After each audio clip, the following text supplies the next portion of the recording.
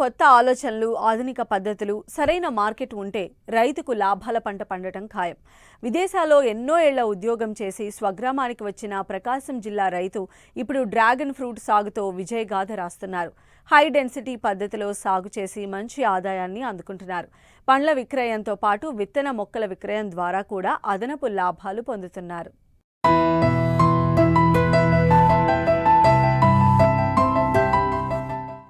ప్రకాశం జిల్లా కందుకూరు మండలం చుట్టుగుంట గ్రామానికి చెందిన నల్లూరి ప్రసాద్ దాదాపు 16 సంవత్సరాల పాటు టాంజానియాలో ఉద్యోగం చేశారు. విదేశాల్లో సంపాదించిన అనుభవాన్ని వ్యవసాయంలో ఉపయోగించాలని భావించిన ఆయన 2023లో స్వగ్రామానికి వచ్చి డ్రాగన్ ఫ్రూట్ సాగును ప్రారంభించారు. అర ఎకరంలో తైవాన్ పింక్ రకం డ్రాగన్ ఫ్రూట్ మొక్కలను హై డెన్సిటీ విధానంలో నాటారు. సంప్రదాయ సాగుతో పోలిస్తే ఈ విధానంలో ఎక్కువ మొక్కలు నాటే అవకాశం ఉండడంతో తక్కువ విస్తీర్ణంలోనే అధిక దిగుబడిని సాధించగలిగారు.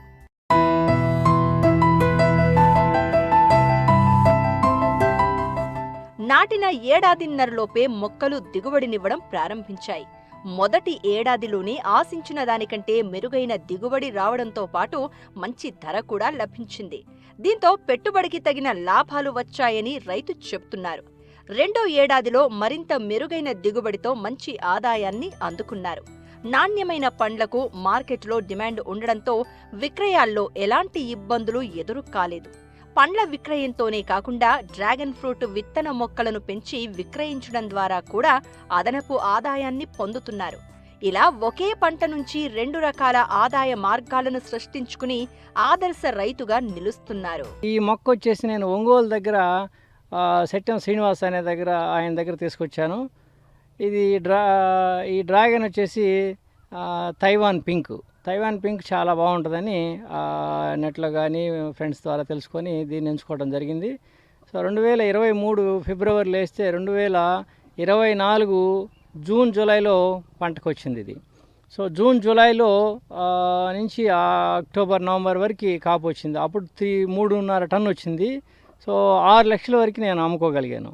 తర్వాత 25లో కూడా 5 టన్నులు వచ్చింది. 5 లక్షల వరకు నేను గెయిన్ చేయడం జరిగింది. 1 లక్ష రూపాయలు మొక్కలు అమ్ముకోవడం జరిగింది. 2 సంవత్సరాలు 2 లక్షలు వచ్చినాయి. సో దీనికి పెట్టుబడి వచ్చేసి 8 లక్షలు అయింది అర ఎకరాకి నాకు. అప్పుడు 4000 మొక్క వేసాను. హై డెన్సిటీ పద్ధతిలో చాలా తక్కువ గ్యాప్ పెట్టాను. పోల్కి మధ్య 10 అడుగులు పెట్టాను. సాలుకి మధ్య 7 అడుగులు పెట్టాను. మొక్క వచ్చేసి అప్పుడు 35 రూపాయల లెక్కన నేను కొనుగోలు చేయడం జరిగింది. ఒక మొక్క వచ్చేసి సో 1,65,000 రూపాయలు నేను వాళ్ళకి పే చేయడం జరిగింది. తీసుకొచ్చి బోదెలు వేసుకొని ఈ పోల్స్ వచ్చి హైదరాబాద్లో 300 రూపాయల లెక్కన కొనుగోలు చేసి మొత్తం 600 పోల్స్ తీసుకొచ్చాము. 2023 ఫిబ్రవరిలో దీన్ని నాటడం జరిగింది. 24 కాపు వచ్చింది, 25 కూడా వచ్చింది, 26 ఈ సంవత్సరం 3వ కాపు. నాటిన దగ్గర నుంచి మనకు వచ్చేటువంటి ప్రాబ్లం ఒకటే, కులుడు ప్రాబ్లం ఒకటి వస్తుంది. ఈ ఫంగిసైడ్ ప్రాబ్లమ్స్ వస్తాయి, తుప్పు తెగులనే వస్తుంది. వీటన్నిటికి కూడా సాఫ్ లేదా బ్లైటెక్స్ అనే మెడిసిన్ ఇవ్వటం ద్వారా దాన్ని కంట్రోల్ చేసుకోవచ్చు. దీనికి మెయిన్గా ఎరువులు వచ్చేసి గొర్రె ఎరువు, బరిగొడ్ల ఎరువు, ఆవుల ఎరువు ఇలాంటివి మెయిన్. నేను ప్రతి సంవత్సరం ఒక 4 నుంచి 5 ట్రక్కులు తోలించి మనుషుల ద్వారా పోపించుకొని కప్పిస్తూ ఉంటాను. వాటర్ వచ్చేసి 15 రోజులకు ఒకసారి డ్రిప్లో ఒక 4 నుంచి 5 గంటలు కనుక ఇస్తే సరిపోతుంది. దీనికి వర్షాకాలంలో వాటర్ అవసరం లేదు. ఎండాకాలంలో 10 రోజులకి 15 రోజులకు ఒకసారి వాటర్ ఇచ్చుకుంటా ఉంటే సరిపోతుంది. వేసిన సంవత్సరం నుంచి మనం జాగ్రత్తలు తీసుకుంటే 10-15 ఏళ్ళు ఉండటానికి ఆస్కారం ఉంది ఈ మొక్కలు. సో ప్రతి సంవత్సరం ప్రూనింగ్ చేసుకుంటూ ఉండాలి.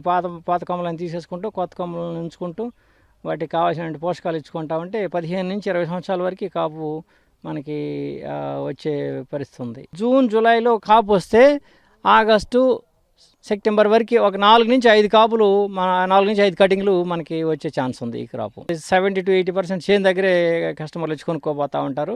మిగతాది ఏదైనా ఉంటే కొద్దిగా టౌన్లో వచ్చి తీసుకెళ్తూ ఉంటారు ఈ బయర్లు. కేజీ నేను ఎవరికైనా 100 రూపాయలకి ఇస్తాను. ఎవరు వచ్చినా 100 రూపాయలకి ఇస్తాను. విదేశాల్లో ఉద్యోగం చేసి స్వదేశంలో వ్యవసాయాన్ని భవిష్యత్తుగా ఎంచుకున్న నల్లూరి ప్రసాద్ ఆధునిక సాగు పద్ధతులతో లాభసాటి వ్యవసాయం సాధ్యమే అని నిరూపిస్తున్నారు. డ్రాగన్ ఫ్రూట్ సాగుతో పాటు మొక్కల విక్రయం ద్వారా కూడా ఆదాయాన్ని పెంచుకుంటూ పలువురు రైతులకు స్ఫూర్తిగా నిలుస్తున్నారు.